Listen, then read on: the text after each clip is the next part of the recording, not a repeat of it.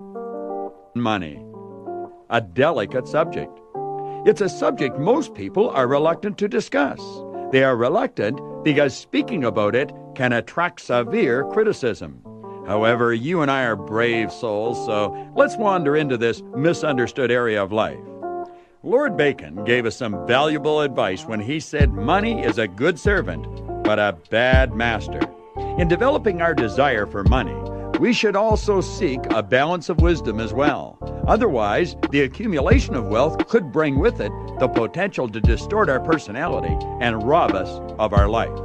I have often thought it to be rather strange, and I should probably add sad, that the earning of money is not taught in our school systems anywhere in the world, even though money is a medium of exchange which is accepted and used worldwide. The frequent response to this kind of thinking is, why should we teach earning money as a subject in school? Everyone already understands how to earn money. However, that is not correct. The sad truth is that 97 out of every 100 people are born, they live and die without ever learning how to earn money. Their ignorance with respect to money is passed along from one generation to the next.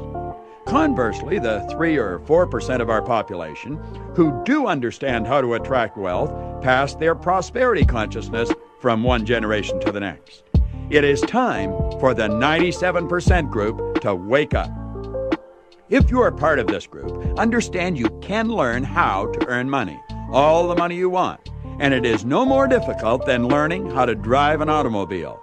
The masses find it strange that there are people who have learned how to pilot rockets to the moon, but have not learned how to accumulate wealth. However, there is nothing strange about it. Being competent at one thing, regardless of what it is, does not mean that you are competent at everything. This message on money has not been made for everyone.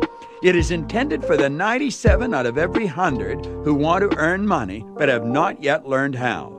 This message has nothing to do with interest rates, investments, stocks, or bonds. This power principle is about the cause of wealth. Many years ago, George Bernard Shaw spoke out about money. He made a couple of statements which have caused numerous arguments. Permit me to share them with you. 1, it is the duty of every person to be rich. And 2, it is a sin to be poor. Well, what thoughts do those statements stir in your mind? What is your immediate reaction? So much time has passed since I first heard those statements, I do not remember if I reacted to them or if I sat back and objectively thought about them, wondering what Shaw meant. I probably reacted. Most people do. My reaction was very likely negative as well. I don't suppose it matters how I reacted since it was 20 or 30 years ago. However, you must admit, these are two very powerful statements. Statements you and I should understand if we are interested in earning money, especially if we are interested in earning money. Before we reject these statements as being ridiculous, analyze them. Let's listen to those two statements again and attempt to understand them. 1, it is a sin to be poor. 2, it is the duty of every person to be rich. To properly understand what Shaw was saying, you must first have an open mind. Second, you must remain objective. And third, you definitely will require some understanding of the natural laws of the universe. These laws are frequently referred to as divine laws. One of the basic laws you must understand is the law which states, everything is moving, absolutely nothing rests. You are either moving ahead in life or you're going backwards. It's grow or die, create or disintegrate. You are becoming richer or poorer. Now, there's a second law which is referred to in many different ways. Karmic law, sowing and reaping, cause and effect, action, reaction. How you refer to this law is of little importance, but the understanding of how it works is vitally important. The thoughts, feelings, and actions that you express in life are the seeds that you sow. The conditions, circumstance, and things that come into your life is the harvest you reap as a result of the seeds that you sow. Hold those thoughts for a moment while we investigate the deeper understanding of the words sin and money. Sin is transgression of the law. Violating the law is a sin, and the price of sin is death. That does not mean your heart will stop beating, but it does mean you will go backwards. Remember the law which states that you will either be creating or disintegrating, you'll grow or die. When you attempt to get without giving, you are trying to reap the harvest without sowing the seeds. It will not work. That, my friend, is a sin. You go backwards. Now, let's look at money. What is it? Money is a reward you receive for the service you render. The more valuable the service, the greater the reward. Attempting to get money without providing service is a violation of the law. George Bernard Shaw believed you and I were put here on the planet to serve one another. Thinking of ways we can be of greater service will enable us to grow intellectually and spiritually. It is our duty to serve, and money is reward we receive for that service. If a person has received their money in an unlawful manner, don't think for a second that they are on the right track. They must pay the price. You reap what you sow. You might see the money they have and the things money will buy, yet never see the price they pay. But they will pay. That is the law. Every thinking person will agree that in the light of the law, what Shaw said is correct. However, that is where the problem begins for most people. They do not think, and if a person is not thinking, Shaw's statements would appear very callous, even ridiculous. Personally, I believe Shaw made those statements the way he did to provoke people into thinking. The Apostle Matthew in the Christian religion did essentially the same thing 1900 years before Shaw. Matthew stated, "To him who has shall be given, and he shall have abundance. But from him who does not have, even that which he has shall be taken away." At first glance, that sure doesn't sound very fair. Matthew is saying that the rich will get richer and the poor poorer. People who believe that this is unfair are people who view abundance as something that is being doled out. To them, Matthew's statements would have to appear grossly unfair. If, however, you see abundance as something one attracts, the entire picture would change and it would be very fair. The prosperous person will be thinking prosperous thoughts and attracting more of the same, while the poor person will be thinking thoughts of lack and limitation. They too, by law, will attract more of the same. Quite simply, what Shaw and Matthew were emphasizing was the importance of our own responsibility in the quest for abundance. Abundance is something we magnetize ourselves to. We draw it into our life. That is abundance in every aspect of our life. Business associates, friends, everything we want will come into our life by law, not luck. You are either attracting or repelling good.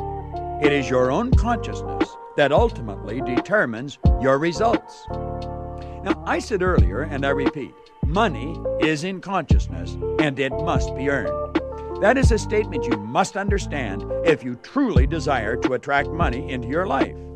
I personally consider Napoleon Hill's book, Think and Grow Rich, to be one of the most complete works ever compiled on the accumulation of wealth. I have carried the same copy of that book with me for over 30 years. I read a bit of it almost every day. In the publisher's preface of the book, it is stated, Think and Grow Rich conveys the experience of more than 500 individuals of great wealth who began from scratch and with nothing to give in return for riches except thoughts, ideas, and organized plan. It clearly states that this book contains the entire philosophy of money-making. Now, the point I want to bring to your attention is this. Think and Grow Rich has 15 chapters, and not one of those chapters is titled Money. In fact, the word money is not even mentioned in the title of any one of the chapters. The last chapter has 8 words in it, but money is not one of them. Why do you suppose none of these books talk about money when the purpose of the book is to assist the reader in accumulating wealth? They do not talk about money for the same reason a farmer does not spend time explaining how to bring in the harvest when he is teaching his son how to plant a seed. There is a season for sowing and there is a season for reaping, but you never do both in the same season. Be quiet and listen carefully to what I am going to say. The paper you fold and place in your purse or pocket is not money. It is paper with ink on it. It represents money, but it is not money. Money is an idea. The earning of money has nothing to do with this paper stuff. It has to do with consciousness. That is precisely why all of these great authors who wrote books, which people claim helped them earn millions of dollars, never wrote about money. You must become very comfortable with the idea of money. Now, that may sound strange. However, most people are not comfortable with money, which is why they do not have any. Listen carefully to conversations about money. Most people will apologize or give some form of justification for wanting money, if in fact they will even talk about it. The average person's face will change color and their behavior will change when a serious conversation arises about earning money. None of this is so with wealthy people. Wealthy people are aware that money is a medium of exchange and they treat it as such.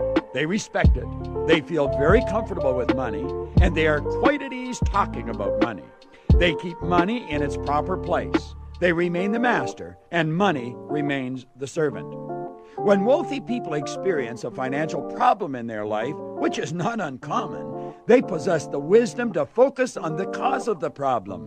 They make the mental corrections required and proceed. You rarely ever hear a wealthy person talking about their financial problems. Do you know why that is so? The obvious answer is that wealthy people don't talk about financial problems because they don't have any financial problems. This area of life is no different than any other area of life. The truth is rarely in the appearance of things. Wealthy people have more financial problems than poor people will ever dream of having. How could a poor person have money problems? They rarely have any money. Money is not the poor person's problem. Lack of money is their problem. If you want to solve a problem, you must attack the cause of the problem. The cause of poverty is poverty consciousness. The poverty consciousness causes a person to see, hear, smell, think, and feel lack and limitation. Listen to the conversations of individuals with a poverty consciousness.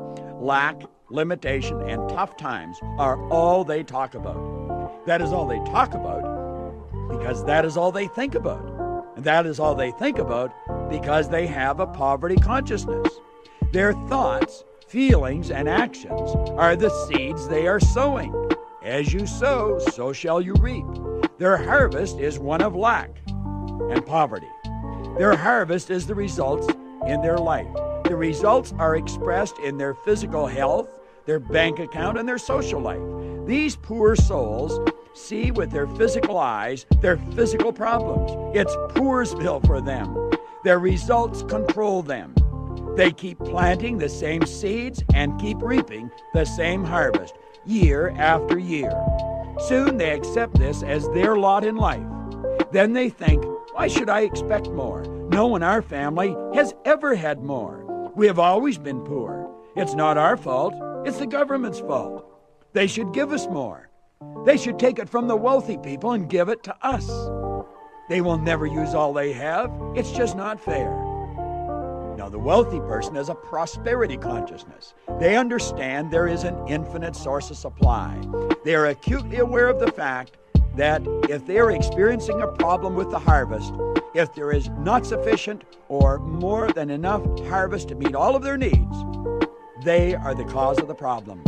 Perhaps they have not properly prepared the land, sown sufficient seeds, or sown seeds in enough fields. They loathe lack and limitation. They demand the abundant, good life, which is their birthright. And when they experience any less, they take full and complete responsibility for their position. Blame is not part of their way of life. They will not talk about lack because their prosperity consciousness will not permit it. They know that talking about lack is sowing seeds for more of the same. They immediately begin to brainstorm with other individuals who have a prosperity consciousness about other crops they want to harvest in the future and where they should begin sowing. Mike Todd, the famous movie maker who died years ago, once said, "Being broke is a temporary situation.